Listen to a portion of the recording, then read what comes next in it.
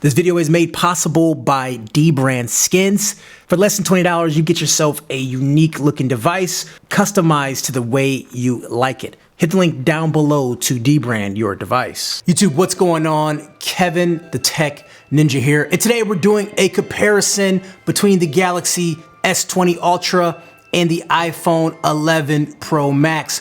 We're taking the most expensive non-foldable phones and comparing them head to head. If you like this type of content, this type of video, these type of phone battles, make sure you hit subscribe right now and also drop a like while you're at it. So let's compare these phones first by talking about the build quality. You know, both phones feel extremely premium in the hand with the glass and metal build. On the iPhone, you get this stainless steel, while on the Galaxy S20 Ultra, it's aluminum. The iPhone 11 Pro Max also has this scratch-resistant, non-specific Gorilla Glass with oleophobic coating instead of the Galaxy S20 Ultra, which has Gorilla Glass 6. I will say that there are actually scratches on my iPhone, so I'm not sure how great that really is. The Ultra also has this Gorilla Glass on the back of the phone too, which should make it pretty tough when it comes to drops from shatters and scratches and things like that. Even though the iPhone 11 Pro Max is not a small device at 6.5 inches, it is dwarfed by the S20 Ultra, which comes with a 6.9 inch display. But in terms of actual weight, the S20 Ultra is technically lighter at 222 grams, but thicker at 8.8 millimeters versus the iPhone 11 Pro Max's 226 grams and 8.1 millimeter. And you can thank the lens protrusion out of the S20 Ultra for that one. Although the numbers look this way, I will say the S20 Ultra is very top heavy, so the phone just feels heavy at the top because of, once again, that thick boy. On the bottom edge of the iPhone, you'll find the Lightning port for charging as well as the microphone and speaker grill. While on the S20 Ultra 5G, it's Type-C USB for charging along the speaker and microphone. The iPhone also has that famous alert switch, or mute toggle as some people call it. And obviously that's great. You can turn off notifications whenever you want, where the S20 Ultra does not have that. Aside from this, you get the usual power and volume buttons on the right side for the S20 Ultra compared to the iPhone, where the power button is on the right and the volume rocker is on the left. But that is about it when it comes to external hardwares. But something to note is that although the iPhone is water resistant, it comes up to 4 meters at 30 minutes, whereas the S20 is 1.5 meters for 30 minutes. Now's a great time to come back to those displays. Size aside, the S20 Ultra 5G comes with a dynamic AMOLED 2X Quad HD Plus panel with HDR10+. On the iPhone, you get a similar Super Retina XDR OLED display with HDR10, but with a 19.5:9 aspect ratio compared to the S20 Ultra, which is 20:9, making it look a bit thinner and longer. The big change though is going to be the S20 Ultra's high refresh rate, which is set to Full HD Plus resolution. The S20's 120 Hz refresh rate, when you turn that thing on, it makes everything look that much better. On-screen elements look extremely smooth, and that is something the iPhone just doesn't have. But unfortunately, the S20 Ultra display dips back to 60 when you bump up the resolution to Quad HD Plus.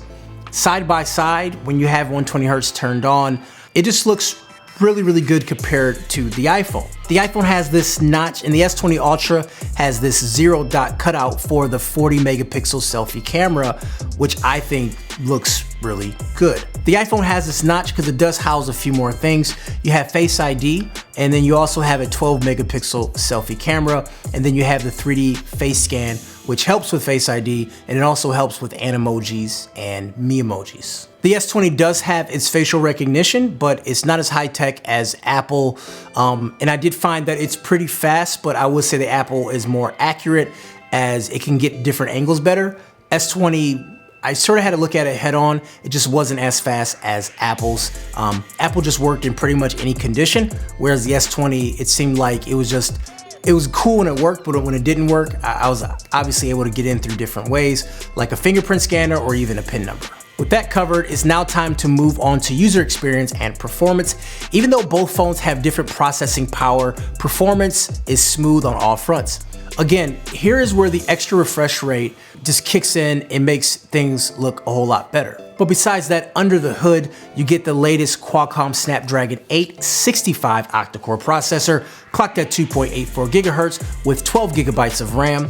On the 11 Pro Max, on the other hand, it comes with Apple's A13 Bionic CPU, which is a hexa-core processor, clocked at 2.65 gigahertz and only 4 gigabytes of RAM. I know people like to look at the RAM when they compare Android phones and iOS.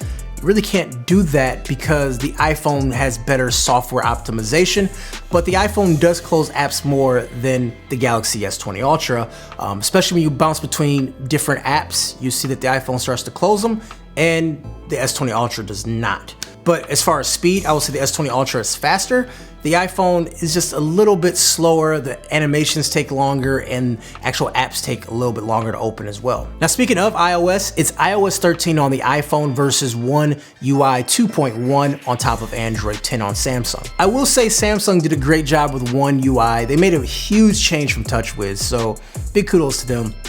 Now you get a variety of extra features and gestures and also cool things like window and window mode and all these just really powerful features.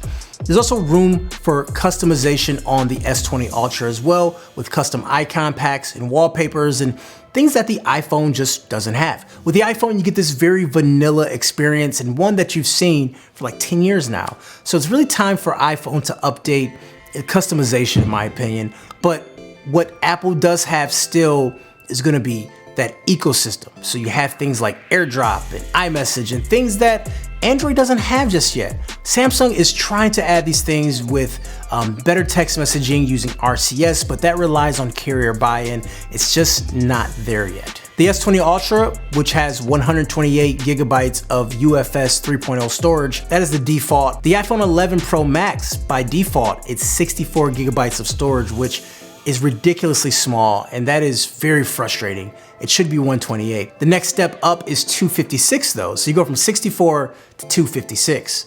128 is a sweet spot for many people, but you cannot get there. And also the Samsung, you can expand it up to 1 terabyte using a micro SD card slot in the hybrid SIM card tray. Of course, another thing that Samsung has going for it that Apple does not is real 5G support. So while the iPhone 11 Pro Max does have hardware and eSIM support, making it dual SIM, the S20 does the same thing, but it has 5G support and the iPhone does not. And I think to that, we can finally move to cameras.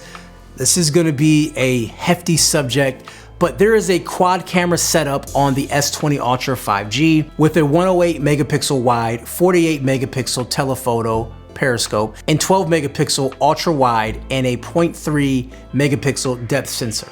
On the iPhone 11 Pro Max, you're looking at a triple camera setup with a trio of 12 megapixel cameras, including a wide, ultra wide, and telephoto. On top of regular photos, the S20 Ultra camera on paper can do a lot more. 10x hybrid zoom, 100x space zoom, and a single take mode, which allows you to capture pictures with multiple modes from a single press.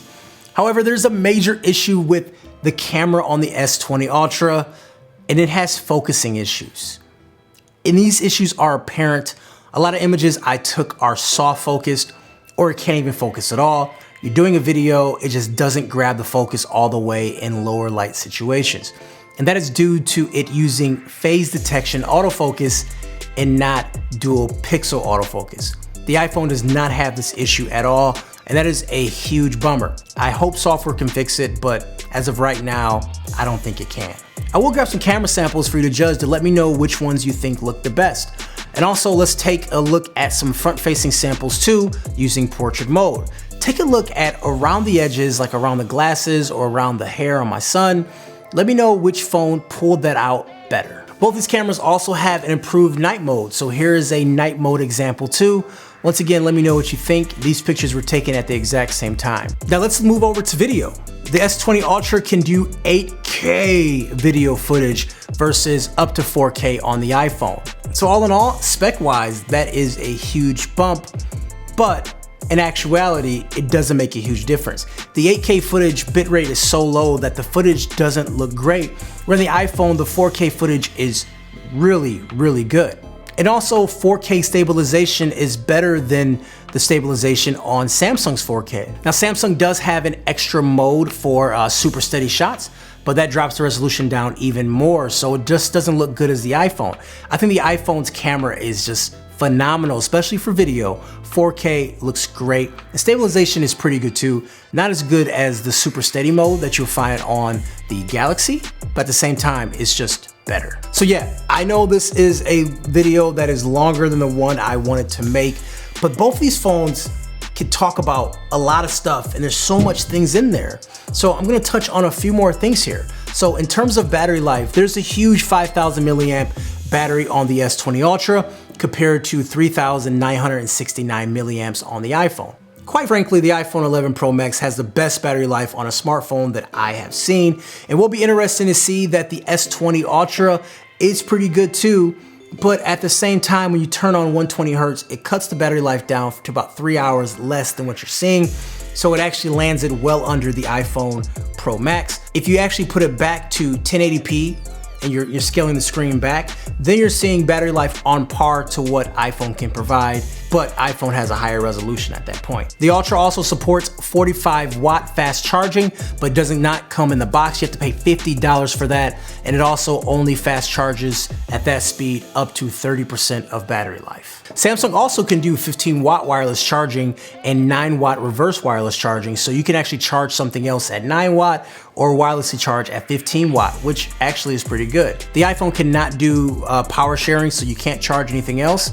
And also the iPhone does have an 18-watt charger, which is a little bit faster than what we've seen before, but it does support even faster charging if you buy an extra brick just like Samsung, or if you have an iPad or if you have a MacBook, you can use that charger as well, that charging brick as well, and then you can get even faster charging. So that about sums up both of these phones. Now the iPhone 11 Pro Max goes for $1,099 starting, where the S20 Ultra starts at $1,399. So straight away, there's a $300 difference, but you also get additional features for that extra money and also extra 64 gigabytes of internal storage. However, it depends on what ecosystem you're in and what are you trying to get out of your phone.